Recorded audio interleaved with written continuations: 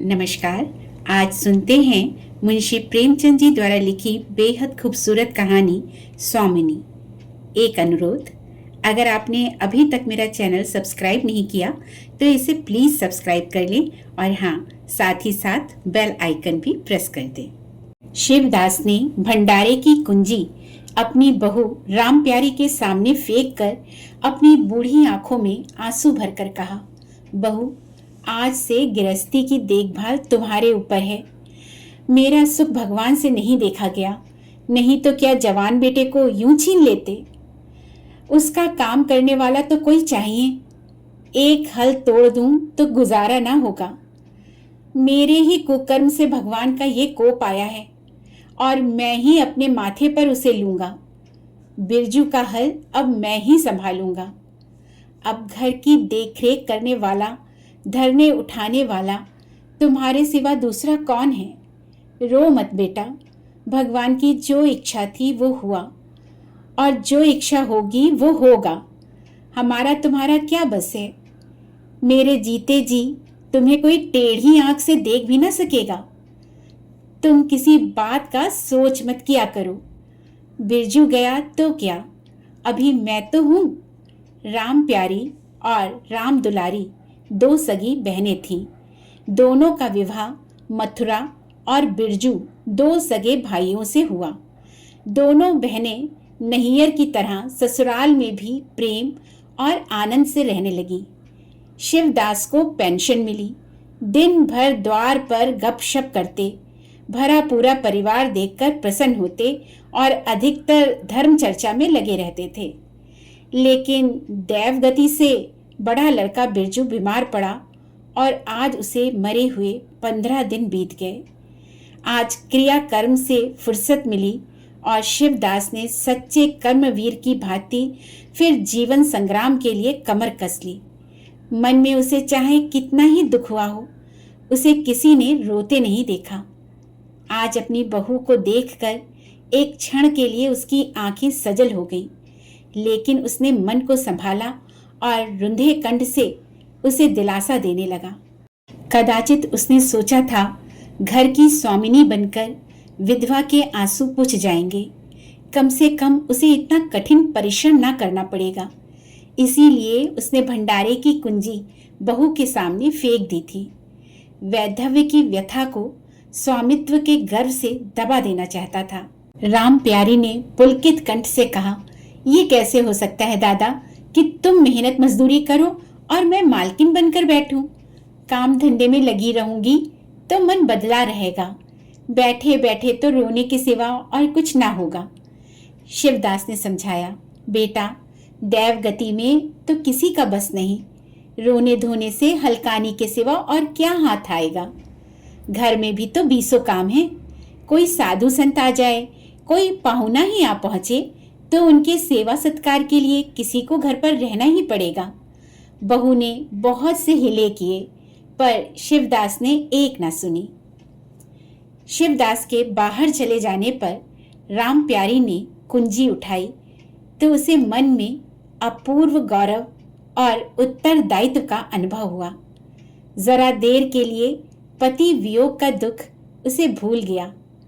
उसकी छोटी बहन और देवर दोनों काम करने गए हुए थे। शिवदास बाहर था। घर बिल्कुल खाली था। इस वक्त वो निश्चिंत होकर भंडारे को खोल सकती है। उसमें क्या क्या सामान है, क्या क्या विभूति है, ये देखने के लिए उसका मन ललायित हो उठा। इस घर में वो कभी ना आई थी। जब कभी किसी को कुछ देना या किसी से कुछ लेना होता था, तभी शिवदास आकर इस कोठरी को खोला करता था। फिर उसे बंद कर वो ताली अपनी कमर में रख लेता था। राम प्यारी कभी कभी द्वार की दरारों से भीतर झांकती थी, पर अंधेरे में कुछ ना दिखाई देता। सारे घर के लिए वो कोठरी तिलिस्म या रहस्य थी, जिसके विषय में भांति भांति की कल्पनाएं होती रहती थी। आज राम प्यारी को वो रहस्य खोलकर देखने का अवसर मिल गया। उसने बाहर का द्वार बंद कर दिया कि कोई उसे भंडार खोलते ना देख ले। नहीं सोचेगा बेजरूरत उसने क्यों खोला। तब आकर कांपते हुए हाथों से ताला खोला। उसकी छाती धड़क रही थी कि कोई द्वार न खटखटाने लगे। अंदर पांव रखा तो उसे कुछ उसी प्रकार का, लेकिन उससे कहीं तीव्र आनंद हुआ जो उसे अपने गहने कपड़े की पिटारी खोलने में होता था। मटकों में गुड़, शक्कर, गेहूं, जौ आदि चीजें रखी हुई थी। एक किनारे बड़े बड़े बर्तन धरे थे जो शादी ब्याह के अवसर पर निकाले जाते थे या मांगे दिए जाते थे। एक आले पर मालगुजारी की रसीदें और लेन देन के पुर्जे बंधे हुए रखे थे। कोठरी में एक विभूति सी छाई थी, मानो लक्ष्मी अज्ञात रूप से विराज रही हो। उस विभूति की छाया में राम प्यारी आधे घंटे तक बैठी अपनी आत्मा को तृप्त करती रही। प्रति क्षण उसके हृदय पर ममत्व का नशा सा छाया जा रहा था। जब वो उस कोठरी से निकली तो उसके मन के संस्कार बदल गए थे, मानो किसी ने उस पर मंत्र डाल दिया हो। उसी समय द्वार पर किसी ने आवाज दी। उसने तुरंत भंडारे का द्वार बंद किया और जाकर सदर दरवाजा खोल दिया। देखा तो पड़ोसिन झुनिया खड़ी है और 1 रुपया उधार मांग रही है। राम प्यारी ने रुखाई से कहा, अभी तो 1 पैसा घर में नहीं है जीजी, क्रियाक्रम में सब खर्च हो गया। झुनिया चकरा गई। चौधरी के घर में इस समय 1 रुपया नहीं है, ये विश्वास करने की बात नहीं थी। जिसके यहाँ सैकड़ों का लेन देन है वो सब कुछ क्रियाक्रम में नहीं खर्च कर सकता। अगर शिवदास ने बहाना किया होता तो उसे आश्चर्य ना होता। प्यारी तो अपने सरल स्वभाव के लिए गांव में मशहूर थी। अक्सर शिवदास की आंखें बचाकर पड़ोसियों को इच्छित वस्तुएं दे दिया करती थी। अभी कल ही उसने जानकी को सेर भर दूध दिया, यहाँ तक कि अपने गहने तक मांगे दे देती थी। कृपण शिवदास के घर में ऐसी सखरज बहू का आना गांव वाले अपने सौभाग्य की बात समझते थे। जुनिया ने चकित होकर कहा, ऐसा ना कहो जीजी, बड़े गाढ़े में पड़कर आई हूँ। नहीं, तुम जानती हो मेरी आदत ऐसी नहीं है। बाकी का 1 रुपया देना है। प्यादा द्वार पर खड़ा बकझक कर रहा है। रुपया दे दो तो किसी तरह ये विपत्ति टले। मैं आज के 8वें दिन आकर दे जाऊंगी। गांव में और कौन है जहां मांगने जाऊं? प्यारी टस से मस ना हुई। उसके जाते ही प्यारी सांझ के लिए रसोई पानी का इंतजाम करने लगी। पहले चावल दाल बीनना अपार लगता था और रसोई में जाना तो सूली पर चढ़ने से कम न था। कुछ देर बहनों में झांव झांव होती, तब शिवदास आकर कहते, क्या आज रसोई ना बनेगी? तो 2 में से 1 उठती और मोटे मोटे टिक्कर लगाकर रख देती, मानो बैलों का रातिब हो। आज प्यारी तन मन से रसोई के प्रबंध में लगी हुई है। अब वो घर की स्वामिनी है। तब उसने बाहर निकलकर देखा, कितना कूड़ा करकट पड़ा हुआ है। बड़हू दिन भर मक्खी मारा करते हैं, इतना भी नहीं होता कि जरा झाड़ू ही लगा दें। अब क्या इनसे इतना भी ना होगा? द्वार चिकना होना चाहिए कि देखकर आदमी का मन प्रसन्न हो जाए, ये नहीं कि उबकाई आने लगे। अभी कह दूं तो तिनक उठे। अच्छा, मुन्नी नांद से अलग क्यों खड़ी है? उसने मुन्नी के पास जाकर नांद में झांका। दुर्गंध आ रही थी। ठीक, मालूम होता है महीनों से पानी ही नहीं बदला गया। इस तरह तो गाय रह चुकी। अपना पेट भर लिया, छुट्टी हुई, और किसी को क्या मतलब। हाँ, दूध सबको अच्छा लगता है। दादा द्वार पर बैठे चिलम पी रहे हैं, मगर इतना नहीं होता कि 4 घड़ा पानी नांद में डाल दें। मजूर रखा है, वो भी 3 कौड़ी का, खाने को 1.5 सेर। काम करते नानी मरती है। आज आता है तो पूछती हूँ, नांद में पानी क्यों नहीं बदला? रहना हो रहे या जाए। आदमी बहुत मिलेंगे, चारों ओर तो लोग मारे मारे फिर रहे हैं। आखिर उससे ना रहा गया। घड़ा उठाकर पानी लाने चली। शिवदास ने पुकारा, पानी क्या होगा बहू, इसमें पानी भरा हुआ है। प्यारी ने कहा, नांद का पानी सड़ गया है। मुन्नी भूसे में मुंह नहीं डालती, देखते नहीं हो कोस भर दूर खड़ी है। शिवदास मार्मिक भाव से मुस्कुराए और आकर बहू के हाथ से घड़ा ले लिया। कई महीने बीत गए। प्यारी के अधिकार में आते ही उस घर में जैसे वसंत आ गया। भीतर बाहर जहां देखिए किसी निपुण प्रबंधक के हस्त कौशल, सुविचार और सुरुचि के चिन्ह दिखते थे। प्यारी ने गृह यंत्र की ऐसी चाबी कस दी थी कि सभी पुर्जे ठीक ठाक चलने लगे थे। भोजन पहले से अच्छा मिलता है और समय पर मिलता है। दूध ज्यादा होता है, घी ज्यादा होता है और काम ज्यादा होता है। प्यारी न खुद विश्राम लेती है, न दूसरों को विश्राम लेने देती है। घर में ऐसी बरकत आ गई कि जो चीज मांगो घर में ही निकल आती है। आदमी से लेकर जानवर तक सभी स्वस्थ दिखाई देते हैं। अब वो पहले की सी दशा नहीं है कि कोई चिथड़े लपेटे घूम रहा है, किसी को गहने की धुन सवारे। हाँ, अगर कोई रुग्ण और चिंतित तथा मलिन वेश में है तो वो प्यारी है।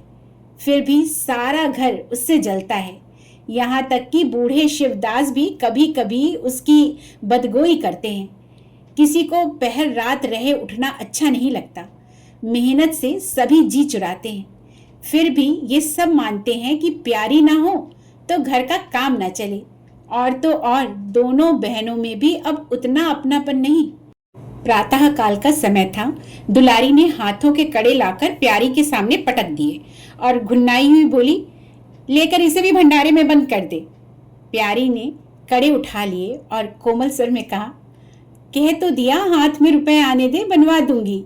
अब ये ऐसा घिसा नहीं गया है कि आज ही उतार कर फेंक दिया जाए। दुलारी लड़ने को तैयार होकर आई थी। बोली, तेरे हाथ में काहे को कभी रुपए आएंगे और काहे को कड़े बनेंगे? जोड़ जोड़ रखने में मजा आता है ना। प्यारी ने हंसकर कहा, जोड़ जोड़ रखती हूं तो तेरे ही लिए कि मेरे कोई और बैठा हुआ है, कि मैं सबसे ज्यादा खा पहन रही हूं। मेरा आनंद कब का टूटा पड़ा है। दुलारी बोली, तुम ना खाओ ना पहनो, जस तो पाती हो। यहाँ खाने पहनने के सिवा और क्या है? मैं तुम्हारा हिसाब किताब नहीं जानती। मेरे कड़े आज बनने को भेज दो। प्यारी ने सरल विनोद के भाव से पूछा। रुपए ना हो तो कहां से लाऊं? दुलारी ने उद्दंडता के साथ कहा, मुझसे इसे कोई मतलब नहीं, मैं तो कड़े चाहती हूँ। इसी तरह घर के सब आदमी अपने अपने अवसर पर प्यारी को दो चार खोटी खरी सुना जाते थे और वो गरीब सबकी धौंस हंसकर सहती थी। स्वामिनी का ये धर्म है कि सबसे धौंस सुन ले और करे वही जिसमें घर का कल्याण हो। स्वामित्व के कवच पर धौंस, ताने, धमकी किसी का असर ना होता। उसकी स्वामिनी की कल्पना इन आघातों से और भी स्वस्थ होती थी। वो गृहस्थी की संचालिका है।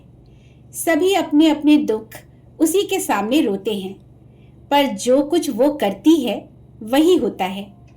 इतना उसे प्रसन्न करने के लिए काफी था। गांव में प्यारी की सराहना होती थी। अभी उम्र ही क्या है, लेकिन सारे घर को संभाले हुए है। चाहती तो सगाई करके चैन से रहती। इस घर के पीछे अपने को मिटाए देती है। कभी किसी से हंसती बोलती भी नहीं। कैसे काया पलट हो गई। कई दिन बाद दुलारी के कड़े बनकर आ गए। प्यारी खुद सुनार के घर दौड़ दौड़ गई। संध्या हो गई थी। दुलारी और मथुरा हाट से लौटे। प्यारी ने नए कड़े दुलारी को दिए। दुलारी निहाल हो गई। चटपट कड़े पहने और दौड़ी हुई बरौठे में जाकर मथुरा को दिखाने लगी। प्यारी बरौठे के द्वार पर छिपी खड़ी ये दृश्य देखने लगी। उसकी आंखें सजल हो गई। दुलारी उससे कुल 3 ही साल तो छोटी है, पर दोनों में कितना अंतर है। उसकी आंखें मानो उस दृश्य पर जम गई। दंपत्ति का वो सरल आनंद, उनका प्रेमालिंगन, उनकी मुग्ध मुद्रा प्यारी की टकटकी सी बंध गई। यहाँ तक कि दीपक के धुंधले प्रकाश में वे दोनों उसकी नजरों से गायब हो गए और अपने ही अतीत जीवन की एक लीला आंखों के सामने बार बार नए नए रूप में आने लगी। सहसा शिवदास ने पुकारा, बड़ी बहू, एक पैसा दो, तंबाकू मंगवाऊं। प्यारी की समाधि टूट गई। आंसू पोंछती हुई भंडारे में पैसे लेने चली गई। एक एक करके प्यारी के गहने उसके हाथ से निकलते जाते थे। वो चाहती थी मेरा घर गांव में सबसे संपन्न समझा जाए और इस महत्वाकांक्षा का मूल्य देना पड़ता था।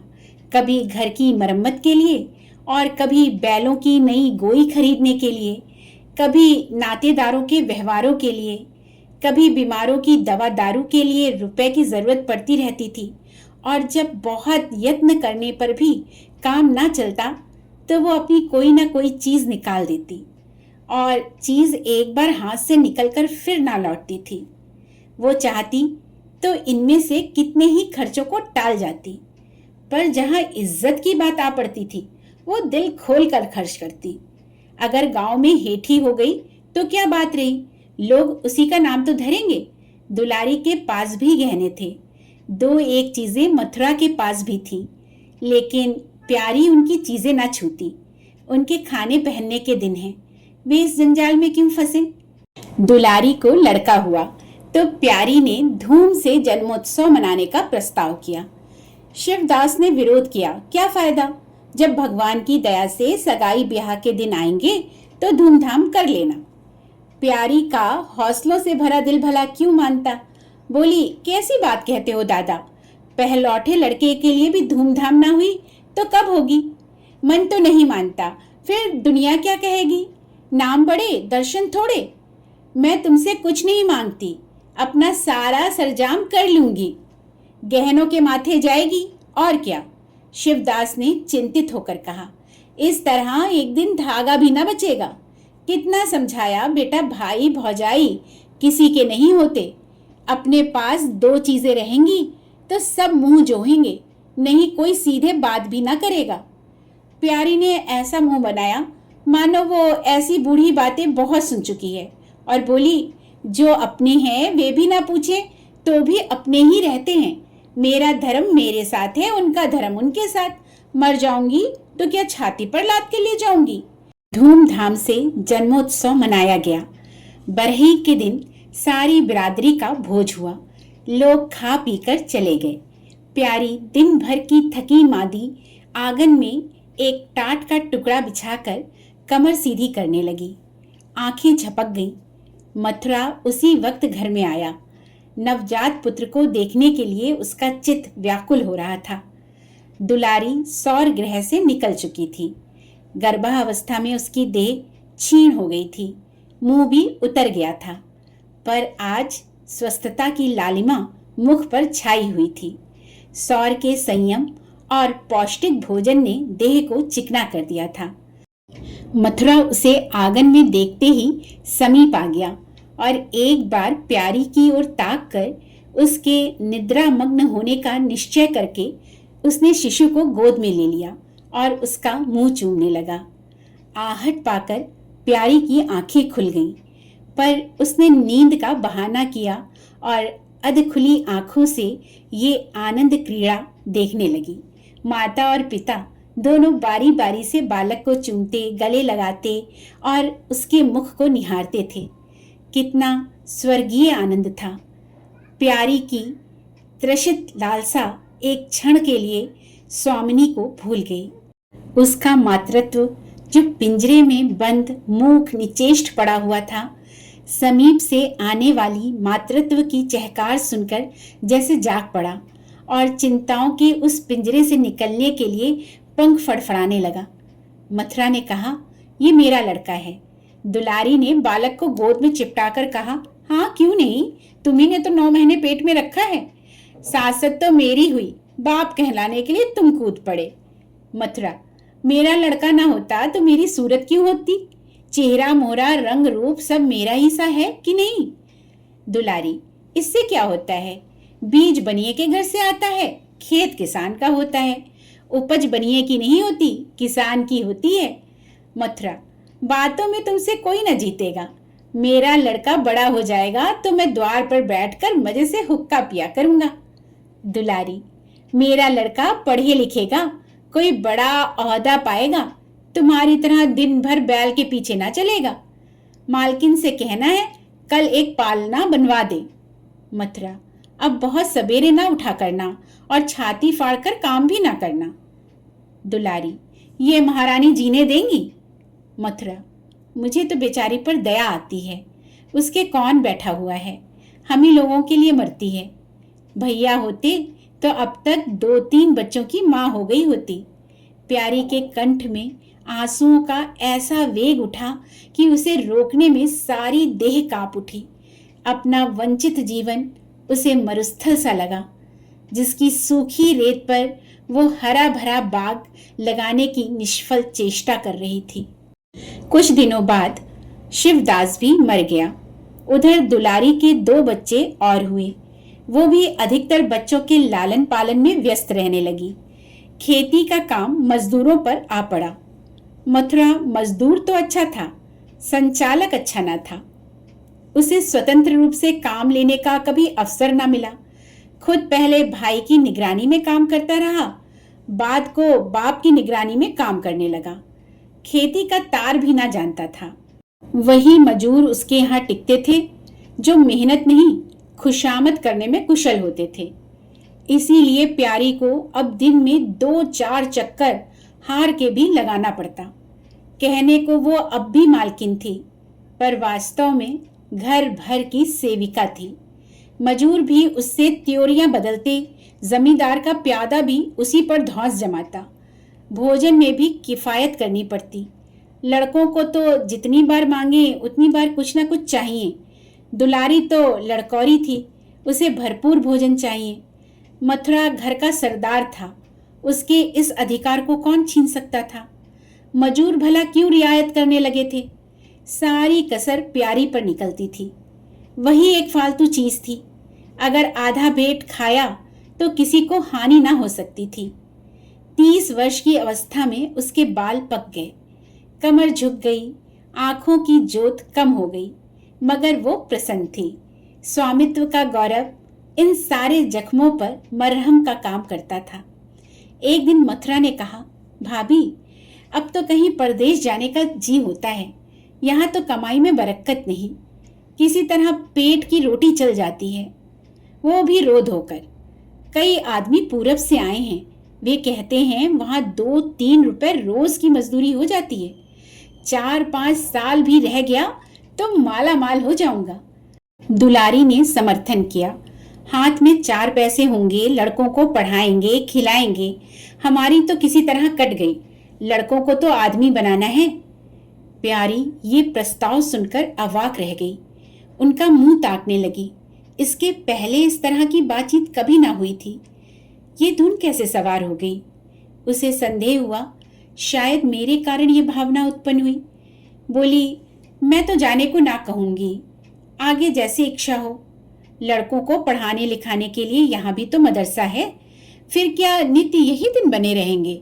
2-3 साल भी खेती बन गई तो सब कुछ हो जाएगा। मथुरा, इतने दिन खेती करते हो गए, अब तक ना बनी तो अब क्या बन जाएगी। इस तरह एक दिन चल देंगे, मन की मन में रह जाएगी।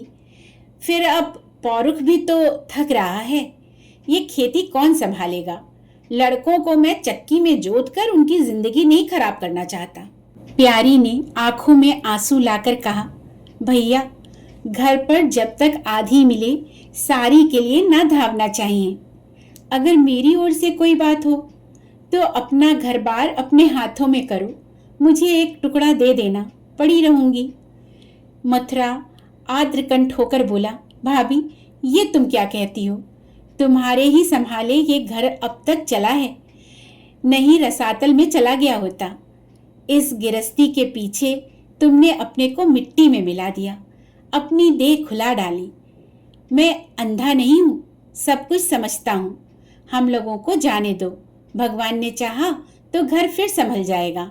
तुम्हारे लिए हम बराबर खर्च बर्च भेजते रहेंगे। प्यारी ने कहा, जो ऐसा ही है तो तुम चले जाओ, बाल बच्चों को कहां कहां बांधे फिरोगे। दुलारी बोली, ये कैसे हो सकता है बहन, यहाँ देहात में लड़के क्या पढ़े लिखेंगे। बच्चों के बिना इनका भी जी वहां ना लगेगा। दौड़ दौड़ कर घर आएंगे और सारी कमाई रेल खा जाएगी।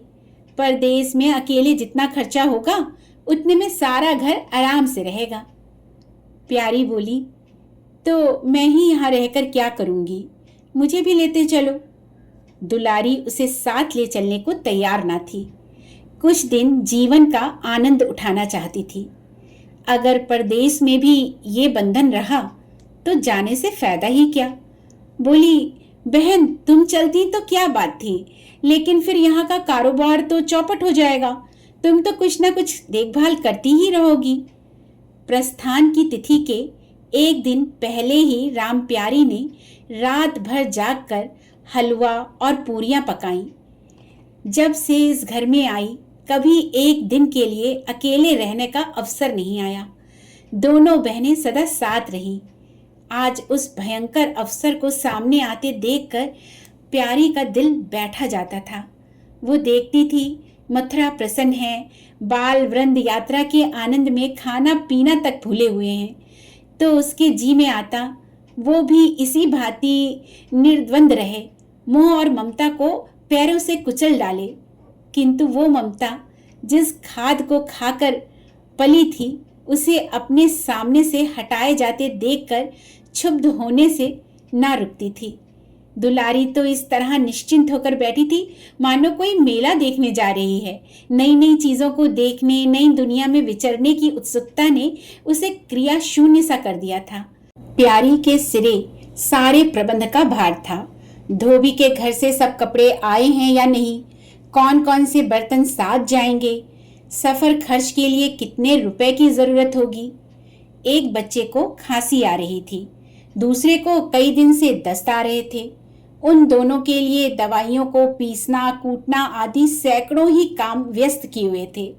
लड़कोरी न होकर भी वो बच्चों के पालन पोषण में दुलारी से कुशल थी। देखो, बच्चों को बहुत मारना पीटना मत, मारने से बच्चे जिद्दी हो जाते हैं। बच्चों के साथ आदमी को बच्चा बन जाना पड़ता है। जो तुम चाहो कि हम आराम से पड़े रहें और बच्चे चुपचाप बैठे रहें, हाथ पैर ना हिलाएं, तो ये नहीं हो सकता। बच्चे तो स्वभाव के चंचल होते हैं, उन्हें किसी ना किसी काम में फंसाए रखो।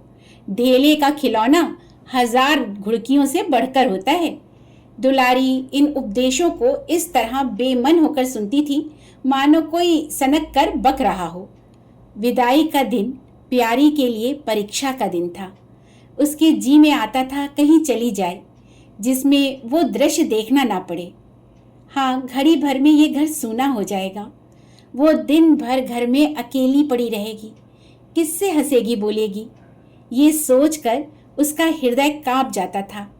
ज्यों ज्यों समय निकट आता था, उसकी वृत्तियां शिथिल होती जाती थी। वो कोई काम करते करते जैसे खो जाती थी और अपलक नेत्रों से किसी एक वस्तु को ताकने लगती। कभी अवसर पाकर एकांत में जाकर थोड़ा सा रो आती थी। मन को समझा रही थी, ये लोग अपने होते तो क्या इस तरह चले जाते। ये तो मानने का नाता है, किसी पर कोई जबरदस्ती है। दूसरों के लिए कितना भी मरो तो भी अपने नहीं होते। पानी तेल में कितना ही मिले पर फिर भी अलग ही रहेगा। बच्चे नए नए कुर्ते पहने नवाब बने घूम रहे थे। प्यारी उन्हें प्यार करने के लिए गोद लेना चाहती तो रोने का सो मुंह बनाकर छुड़ाकर भाग जाते। वो क्या जानती थी कि ऐसे अवसर पर बहुधा अपने बच्चे भी निष्ठुर हो जाते हैं। 10 बजते बजते द्वार पर बैलगाड़ी आ गई। लड़के पहले ही से उस पर जा बैठे। गांव के कितने स्त्री पुरुष मिलने आए। प्यारी को इस समय उनका आना बुरा लग रहा था। वो दुलारी से थोड़ी देर एकांत गले मिलकर रोना चाहती थी। मथुरा से हाथ जोड़कर कहना चाहती थी, मेरी खोज खबर लेते रहना, तुम्हारे सिवा मेरा संसार में कौन है। लेकिन इस भभड़ में उसको इन सब बातों का मौका न मिला। मथुरा और दुलारी दोनों गाड़ी में जा बैठे और प्यारी द्वार पर रोती खड़ी रह गई। वो इतनी विहल थी कि गांव के बाहर तक पहुंचाने की भी उसे सुधि न रही। कई दिन तक प्यारी मूर्छित सी पड़ी रही, न घर से निकली, न चूल्हा जलाया, न हाथ मुंह धोया। उसका हलवाहा जोखू बार बार आकर कहता, मालकिन उठो, मुंह हाथ धो, कुछ खाओ पियो, कब तक इस तरह पड़ी रहोगी। इस तरह की तसल्ली गांव की और स्त्रियां भी देती थी, पर उनकी तसल्ली में एक प्रकार की ईर्ष्या का भाव छिपा हुआ जान पड़ता था। जोखू के स्वर में सच्ची सहानुभूति झलकती थी। जोखू कामचोर, बातूनी और नशेबाज था। प्यारी उसे बार बार डांटती रहती थी। दो एक बार उसे निकाल भी चुकी थी, पर मथुरा के आग्रह से फिर रख लिया था। आज भी जोखू की सहानुभूति भरी बातें सुनकर प्यारी झुंझलाती। ये काम करने क्यों नहीं जाता, यह मेरे पीछे क्यों पड़ा हुआ है। मगर उसे झिड़क देने को जीना चाहता था। उसे इस समय सहानुभूति की भूख थी। फल कांटेदार वृक्ष से भी मिले तो क्या उन्हें छोड़ दिया जाता है। धीरे धीरे क्षोभ का वेग कम हुआ। जीवन के व्यापार होने लगे। अब खेती का सारा भार प्यारी पर था। लोगों ने सलाह दी, एक हल तोड़ दो और खेतों को उठा दो, पर प्यारी का गर्व यूं ढोल बजाकर अपनी पराजय स्वीकार न करना था। सारे काम पूर्ववत चलने लगे। उधर मथुरा के चिट्ठी पत्री ना भेजने से उसके अभिमान को और भी उत्तेजना मिली। वो समझता है मैं उसके आसरे बैठी हूँ, उसके चिट्ठी भेजने से मुझे कोई निधि ना मिल जाती। उसे अगर मेरी चिंता नहीं है तो मैं कब उसकी परवाह करती हूँ। घर में तो अब विशेष काम रहा नहीं। प्यारी सारे दिन खेती बाड़ी के कामों में लगी रहती। खरबूजे बोए थे, वो खूब फले और खूब बिके। पहले सारा दूध घर में खर्च हो जाता था, अब बिकने लगा। प्यारी की मनोवृत्तियों में भी एक विचित्र परिवर्तन आ गया। वो अब साफ कपड़े पहनती, मांग चोटी की ओर से भी उदासीन ना थी। आभूषणों में भी रुचि हुई। रुपए हाथ में आते ही उसने अपने गिरवी कहने छुड़ाए और भोजन भी संयम से करने लगी। सागर पहले खेतों को सींच कर खुद खाली हो जाता था, अब निकास की नालियां बंद हो गई थी। सागर में पानी जमा होने लगा और उसमें हल्की हल्की लहरें भी थी, खिले हुए कमल भी थे। एक दिन जोखू हार से लौटा तो अंधेरा हो गया था। प्यारी ने पूछा, अब तक वहां क्या करता था? जोखू ने कहा, 4 क्यारियां बच रही थी। मैंने सोचा 10 मोट की खींच दूं, कल का झंझट कौन रखे। जोखू अब कुछ दिनों से काम में मन लगाने लगा था। जब तक मालिक उसके सिर पर सवार रहते थे वो हीले बहाने करता था। अब सब कुछ उसके हाथ में था। प्यारी सारे दिन हार में थोड़ी ही रह सकती थी, इसीलिए अब उसमें जिम्मेदारी आ गई थी। प्यारी ने लोटे का पानी रखते हुए कहा, अच्छा हाथ मुंह धो डालो। आदमी जान रखकर काम करता है, हाय हाय करने से कुछ नहीं होता। खेत आज ना होते कल होते, क्या जल्दी थी। जोखू ने समझा प्यारी बिगड़ रही है। उसने तो अपनी समझ में कारगुजारी की थी और समझा था तारीफ होगी। यहाँ आलोचना हुई। चिढ़कर बोला, मालकिन दाहिने बाएं दोनों ओर चलती हो, जो बात नहीं समझती हो उसमें क्यों कूदती हो। कल के लिए तो उचवा के खेत पड़े सूख रहे हैं। आज बड़ी मुश्किल से कुआं खाली हुआ था। सवेरे में पहुंचता तो कोई और आकर छेक लेता, फिर अठवारे तक राह देखनी पड़ती, तब तक तो सारी ऊख विदा हो जाती। प्यारी उसकी सरलता पर हंसकर बोली, अरे तो मैं तुझे कुछ कह थोड़ी रही हूँ पागल। मैं तो कहती हूँ कि जान रख कर काम कर, कहीं बीमार पड़ गया तो लेने के देने पड़ जाएंगे। जोखू, कौन बीमार पड़ जाएगा? मैं 20 साल में कभी सिर तक तो दुखा नहीं, आगे की नहीं जानता। कहो रात भर काम करता रहूं। प्यारी, मैं क्या जानूं, तुम ही अंतरे दिन बैठे रहते थे और पूछा जाता था तो कहते थे ज्वर आ गया था, पेट में दर्द था। जोखू झेपता हुआ बोला, वो बातें जब थी जब मालिक लोग चाहते थे कि इसे पीस डालें। अब तो जानता हूं मेरे ही माथे है, मैं ना करूंगा तो सब चौपट हो जाएगा। प्यारी, मैं क्या देखभाल नहीं करती? जोखू, तुम बहुत करोगी, 2 बार चली जाओगी, सारे दिन तुम वहां बैठी नहीं रह सकती। प्यारी को उसके निष्कपट व्यवहार ने मुग्ध कर दिया। बोली, तो इतनी रात गए चूल्हा जलाओगे, कोई सगाई क्यों नहीं कर लेते?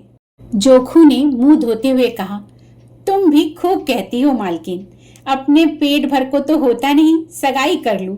1.25 सेर खाता हूं, 1 जून पूरा 1.25 सेर, दोनों जून के लिए 2 सेर चाहिए। प्यारी, अच्छा आज मेरी रसोई में खाओ, देखूं कितना खाते हो।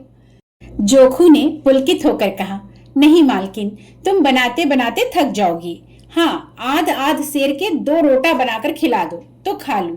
मैं तो यही करता हूँ, बस आटा सान कर 2 लिट बनाता हूँ और उपले पर सेक लेता हूँ। कभी मट्ठे से, कभी नमक से, कभी प्याज से खा लेता हूँ और आकर पड़ रहता हूँ। प्यारी, मैं तुम्हें आज फुलके खिलाऊंगी। जोखू, तब तो सारी रात खाते ही बीत जाएगी। प्यारी, बको मत, चटपट आकर बैठ जाओ। जोखू, जरा बैलों को सानी पानी देता जाऊं तो बैठूं। जोखू और प्यारी में ठनी हुई थी। प्यारी ने कहा, मैं कहती हूँ धान रोपने की कोई जरूरत नहीं। झड़ी लग जाए तो खेत डूब जाए, बरखा बंद हो जाए तो खेत सूख जाए। ज्वार, बाजरा, सन, अरहर सब तो है, धान ना सही। जोखू ने अपने विशाल कंधे पर फावड़ा रखते हुए कहा, जब सबका होगा तो मेरा भी होगा, सबका डूब जाएगा तो मेरा भी डूब जाएगा। मैं क्यों किसी से पीछे रहूं? बाबा के जमाने में 5 बीघा से कम नहीं रोपा जाता था। बिरजू भैया ने उसमें 1-2 बीघे और बढ़ा दिए। मथुरा ने भी थोड़ा बहुत हर साल रोपा, तो मैं क्यों सबसे गया बीता हूं? मैं 5 बीघे से कम ना लगाऊंगा। तब घर में 2 जवान काम करने वाले थे। मैं अकेला उन दोनों के बराबर खाता हूँ, दोनों के बराबर काम क्यों ना करूंगा? चल झूठा कहीं का, कहते थे 2 सेर खाता हूँ, 4 सेर खाता हूँ, आधा सेर में रह गए। एक दिन तौलो तब मालूम हो। तौला है बड़े खाने वाले। मैं कह देती हूँ, धान ना रोपो, मजदूर मिलेंगे नहीं, अकेले हलकान होना पड़ेगा। तुम्हारी बला से मैं ही हलकान होऊंगा ना, ये देह किस दिन काम आएगी? प्यारी ने उसके कंधे पर से फावड़ा ले लिया और बोली, तुम पहर रात से पहर रात तक ताल में रहोगे, अकेले मेरा जी उबेगा। जोखू को उबने का अनुभव न था। कोई काम ना हो तो आदमी पड़कर सो रहे, जी क्यों उबे? बोला, जी उबे तो सो रहना, मैं घर रहूंगा तब तो और जी उबेगा। मैं खाली बैठता हूँ तो बार बार खाने की सूझती है। बातों में देर हो रही है और बादल घिरे आते हैं। प्यारी ने कहा, अच्छा कल से जाना, आज बैठो। जोखू ने मानो बंधन में पड़कर कहा, अच्छा बैठ गया, कहो क्या कहती हो?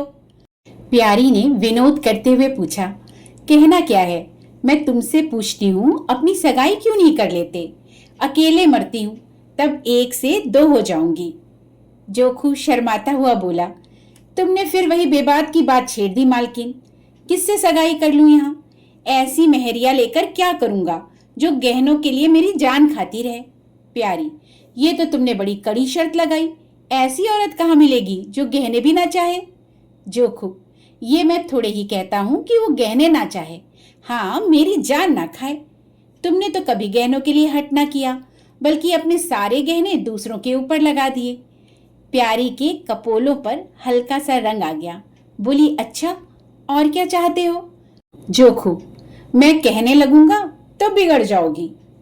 प्यारी की आंखों में लज्जा की एक रेखा नजर आई। बोली, बिगड़ने की बात कहोगे तो जरूर बिगड़ूंगी। जोखू, तो मैं ना कहूंगा। प्यारी ने उसे पीछे की ओर ठेलते हुए कहा, कहोगे कैसे नहीं, मैं कहला के छोड़ूंगी। जोखू, मैं चाहता हूं कि वो तुम्हारी तरह हो, ऐसी गंभीर हो, ऐसी ही बातचीत में चतुर हो, ऐसा ही अच्छा पकाती हो, ऐसी ही किफायती हो, ऐसी ही हंसमुख हो। बस ऐसी औरत मिलेगी तो करूंगा, नहीं तो इसी तरह पड़ा रहूंगा। प्यारी का मुख लज्जा से आरक्त हो गया। उसने पीछे हटकर कहा, तुम बड़े नटखट हो, हंसी हंसी में सब कुछ कह गए। अभी आप सुन रहे थे मुंशी प्रेमचंद जी द्वारा लिखी बेहद संवेदनशील और दिल को छू लेने वाली कहानी स्वामिनी। आपको ये कहानी कैसी लगी हमें कमेंट में ज़रूर बताएं और ऐसी ही भावनाओं से भरी सुंदर कहानियाँ सुनने के लिए अपने चैनल कहानियाँ दिल से को लाइक, शेयर और सब्सक्राइब करना ना भूलें। फिर मिलेंगे एक नई कहानी और नए एहसासों के साथ। तब तक के लिए दीजिए कहानियाँ दिल से को अनुमति। जय हिंद, जय भारत।